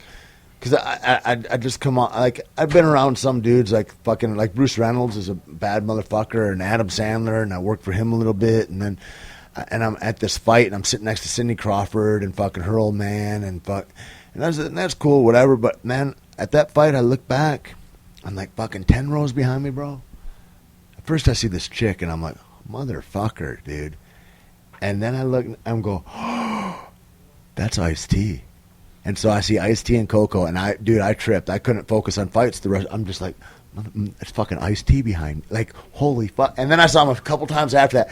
We only got to speak once when he passed in the airplane, he and Coco. And it was just, hello, how you doing, man? And what up, dog? And that's it, you know. But I was like, God damn, that's fucking badass. Badass, dude. That guy's so badass. He wrote a song called Cop Killer. Now he plays a cop on the TV show. How transcendent is he? Like, as far as, like, you know, like when what's his name did the King of All Media shit. He's like, oh, I wrote a book, I did a movie, I'm a radio personality, Howard Stern. But dude, a guy like that's a street dude. That's like, I blasted music. Not only I got into music and I copped all that shit. I created a style of music where I'm talking about crimes that I've done.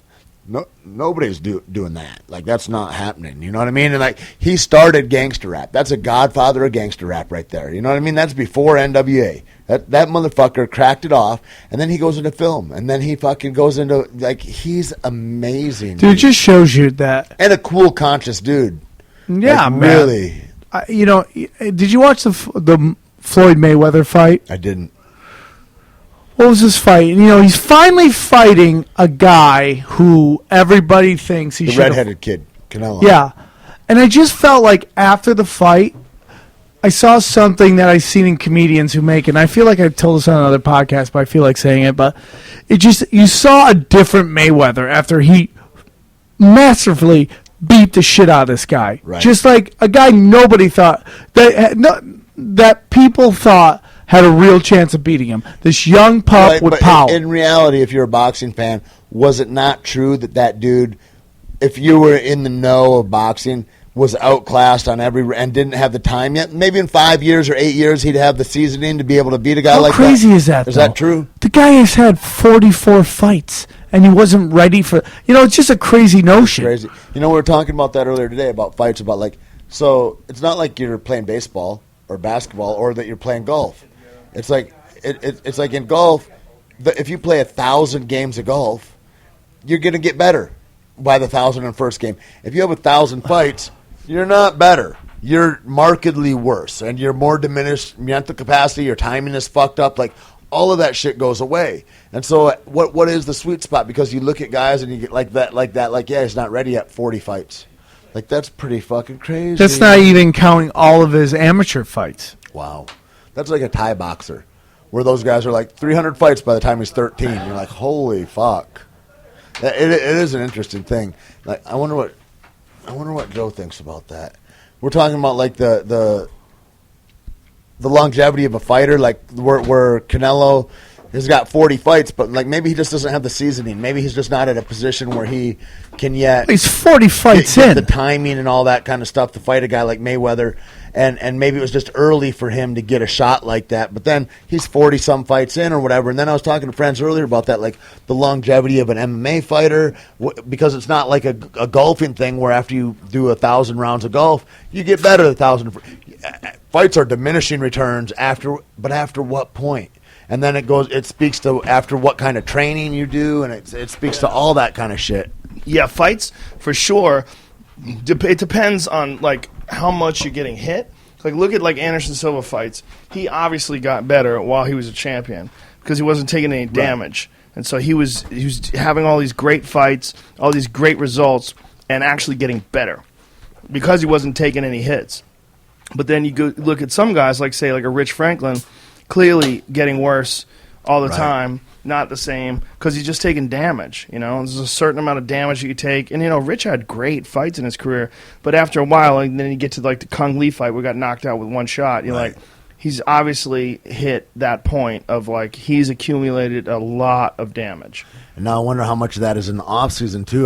When I was speaking earlier, I'm talking like Pele Lanny Johns and shit, and, like, one of the guys that Anderson tributes getting a lot of his Muay Thai skills from, and like that shootbox camp, and how there's like bad blood when Anderson split, but Anderson clearly made a choice where he goes, this is not healthy the way these guys get after it every single day, and like that whole thing about what kind of damage are you taking while you are training? Like, it's not the fights that are hurting you, maybe. Those guys knocked each other out all the time. Like, they joke about it. Like, Anderson, Vanderlei, rather, had a funny story. He thought it was funny about him and Shogun debating a puppy. They had a Pitbull puppy, and Shogun was selling the puppy, and Vanderlei said, let's fight, and if I knock you out, then I get the puppy, and if you knock me out, then I'll pay you. Two apex killers. So he knocked him out, and Vanderlei knocked him out and, like, woke him up. Was like, I got your puppy.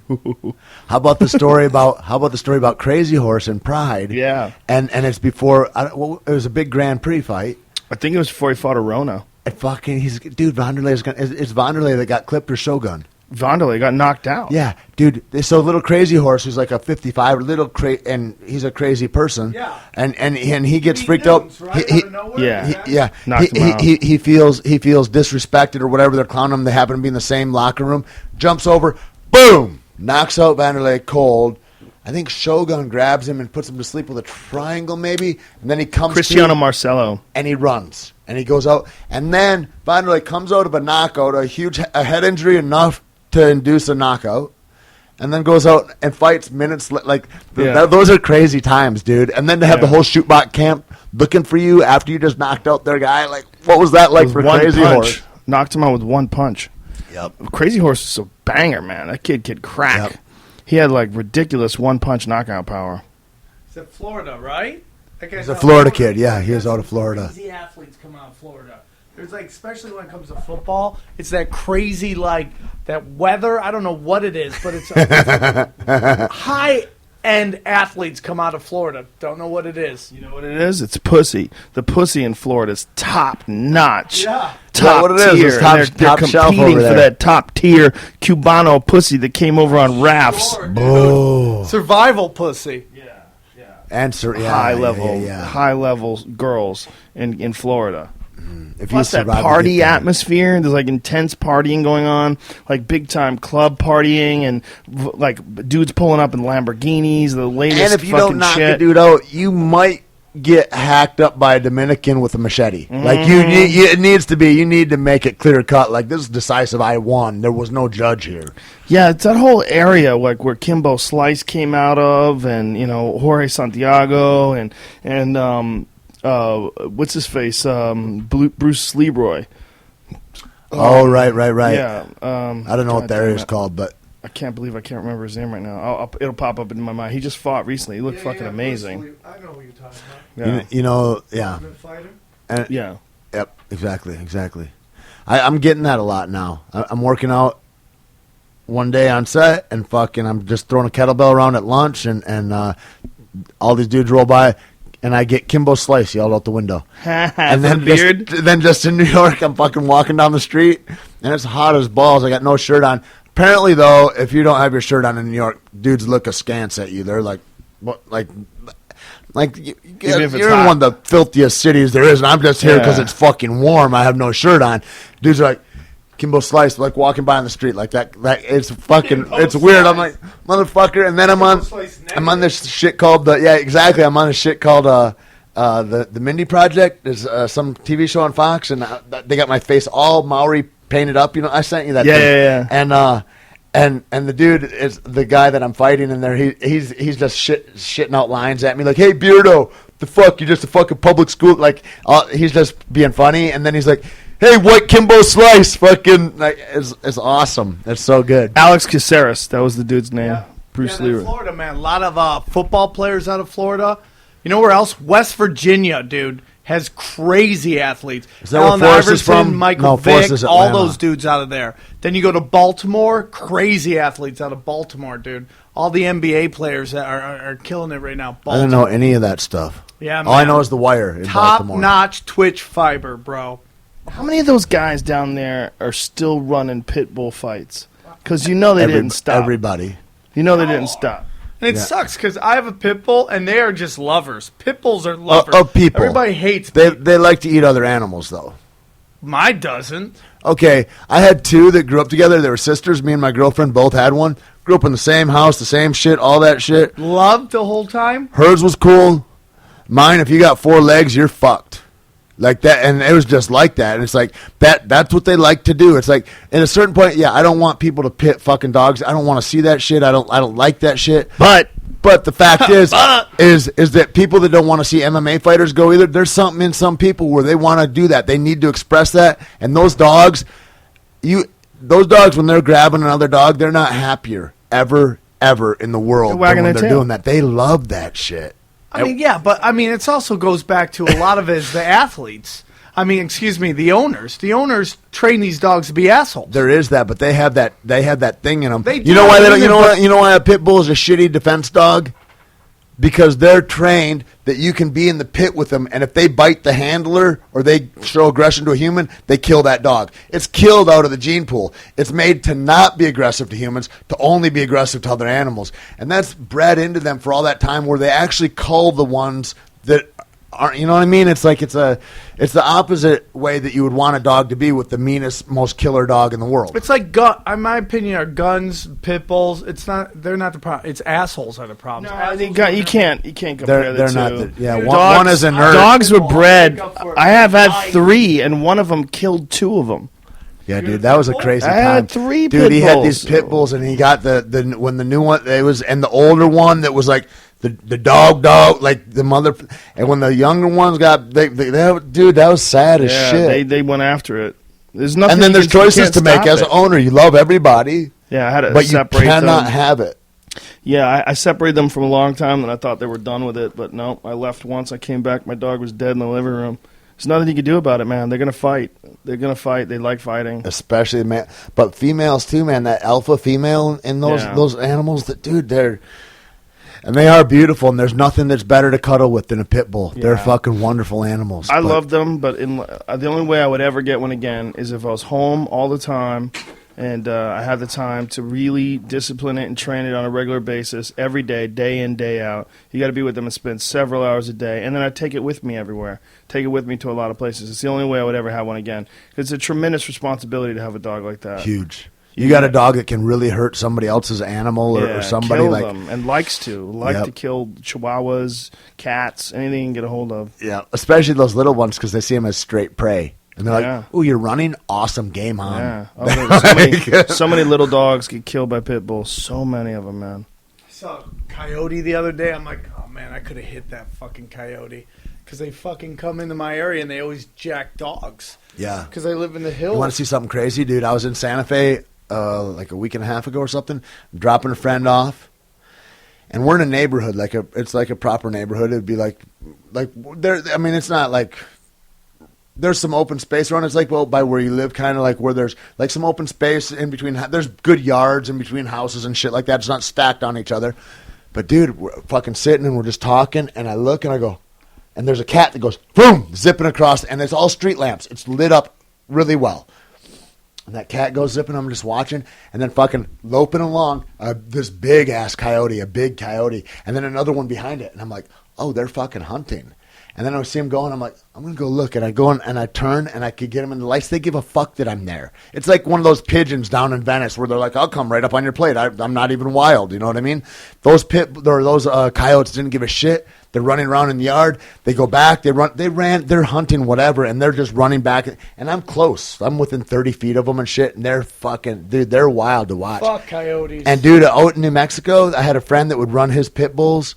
And he'd run them in the canyons, and so you've got these dry riverbeds, these arroyos, and there's high canyon walls like 20 foot or whatever, so you can't see around bends and stuff. And he's out on a four-wheeler. He's running his pit, and his pit sees like this limping coyote. They'll fake a fucking injury, dude. Whoa. To get the dog to chase the motherfucker. They fake a limp? So then Shiva starts running after this motherfucker, and fucking, and he'd get really close, and then that fucking coyote would take off a little bit. And then and I was like, holy fuck. And so Michael spins out, goes around. He can't get around the corner fast enough to where the dog has already arrived. And all he hears is, yip, yip, yip, yip, yip. Like he hears a cacophony of fucking singing and noising and squealing. And there's fucking like 5 or 8 other fucking coyotes all circled up. And that's what they do. They circle up on a bitch. They bite at your back legs. You flip around. This one bites at your back. And that's where all the arteries are and shit. And that's how they kill their prey. And they will lure that was an alpha-ass pit bull. They will lure an animal out. They're like, we're eating you, and we're going to trick you into getting there. Fuck coyote. I told you that story. I told you that story about the giant pit.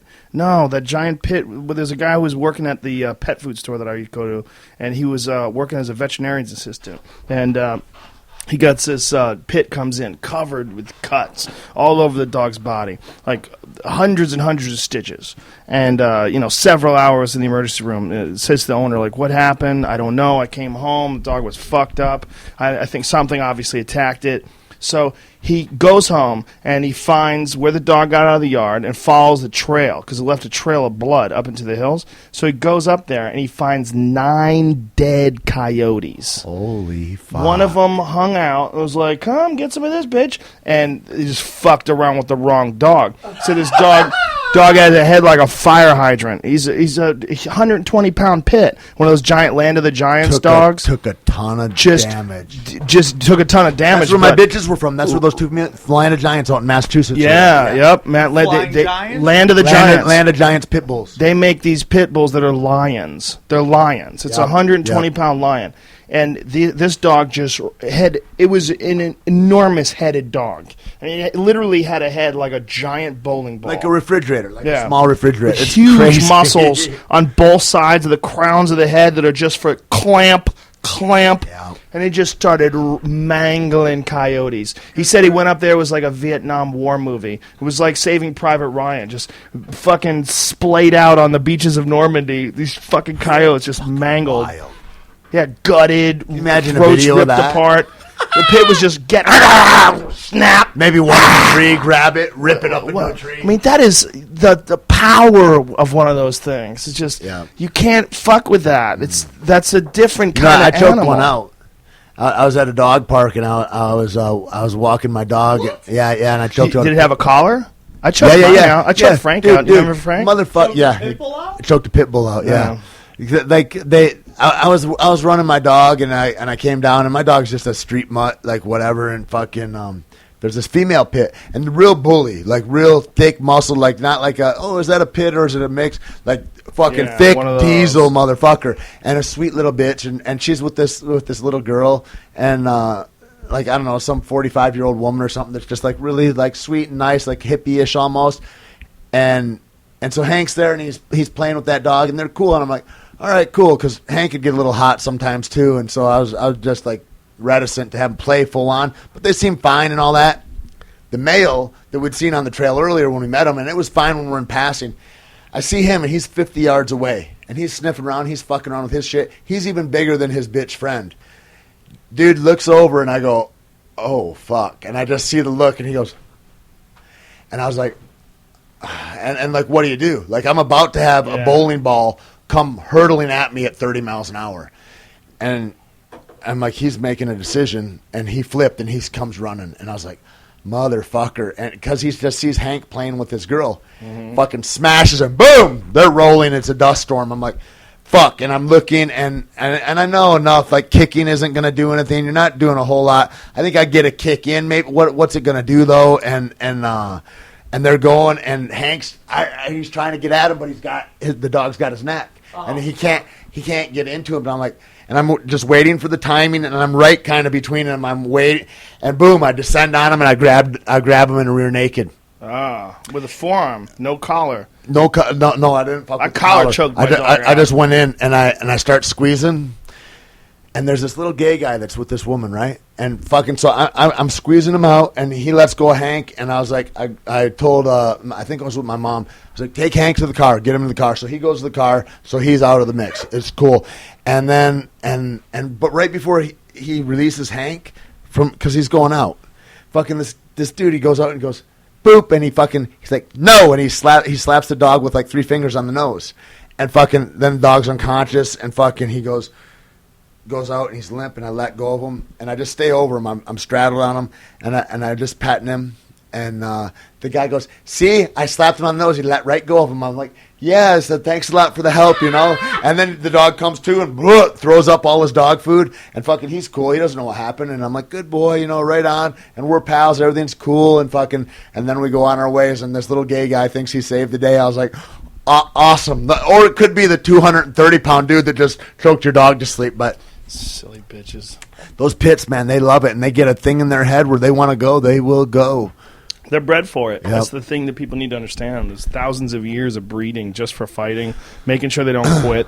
A friend of mine, he owns those African Borbels. Have you heard of those? They're like a South African Mastiff, and they're it's like a Presa Canario or something, but for Africans, like.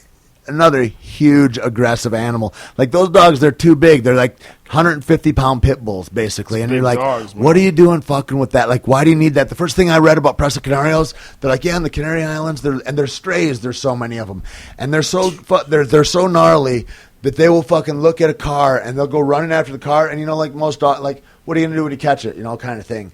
They'll fucking go and clamp onto the tire and snap their necks because their jaw bite is so strong. They'll get into the tire and that fucking tire keeps spinning and snaps. They're like, it's a common thing that happens. I'm like, why would you want that in your house? Like, who needs that? And that's the one that killed those bitches in that lady up in San Francisco. That's also the one of Ving's Rame's dog that killed the gardener. Never heard that. Yeah, Ving Rame has 2 of them.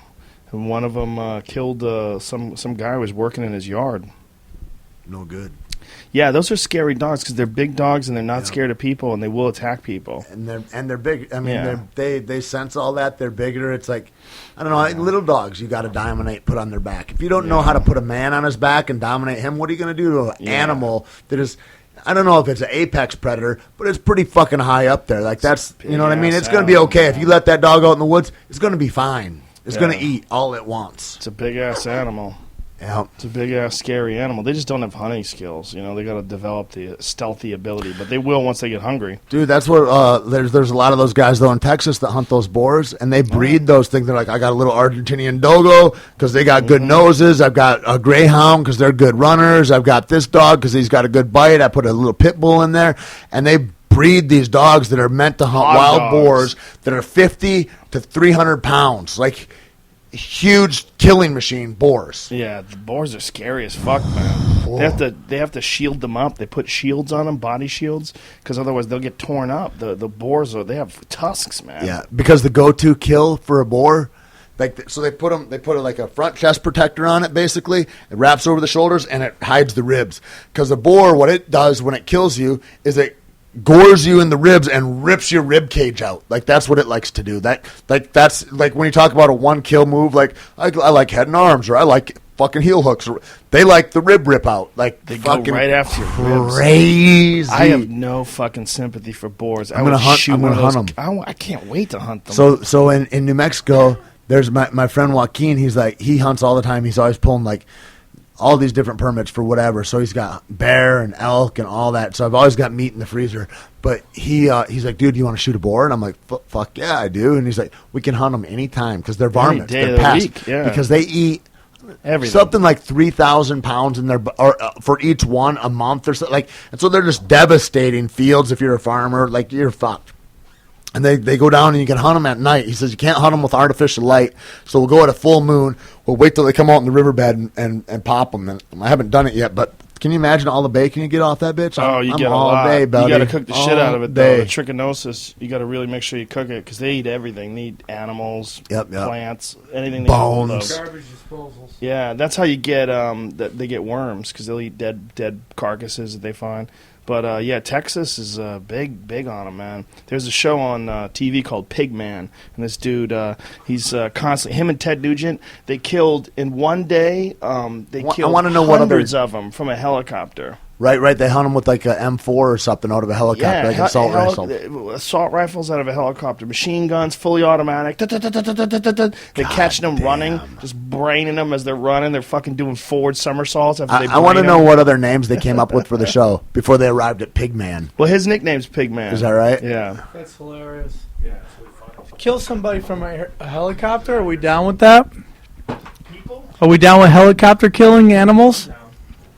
I don't know, man. I don't know if I need it. Oh, that's a new 10th Planet Jiu-Jitsu shirt for you from Santa Fe. Look at that. Winner, Is that a good size? Chicken dinner. I think that, and it's a fashionable V-neck also, Joe. Yeah, that's dope, dude. So, how many students you got now? I don't know. There's probably 50 up there or something. One of the guys is at the tournament in New York right now. Nice. Yeah. Thanks for having me on your podcast, boss. Thanks, buddy. Thanks, man. It's good to see you. Wide range of stuff. Spirituality. We'll talk tomorrow. I know when you ask, Pigman, what do you want? When you go, what's this about? I'm like, fuck, I don't know. It depends. What do we talk about ever, Sam? Like whatever comes up. Some dieting. I'm the wrong guy to get on dieting. That's how it always is with podcasts, though. That's what I like about it. When you were talking to me about it, and you're like, just do it. It's like it opens up conversations I would never have, and then old friends that I would never see. Like I would never see Coach Jackson again, really. Except I'm like, hey, dude, you want to have a conversation for a couple hours? And it's and it's rad, you know. Yeah. And so like, what comes out of that is so beautiful. I think, you know, the connectivity that it allows is wonderful. Podcasts are a very interesting art form, man. Yeah. So I'll probably do another one tomorrow, guys, after this crazy shit happens. And God bless. Thanks, y'all. Have fun tomorrow All night, right. dude. Peace. That's going to be a great moment.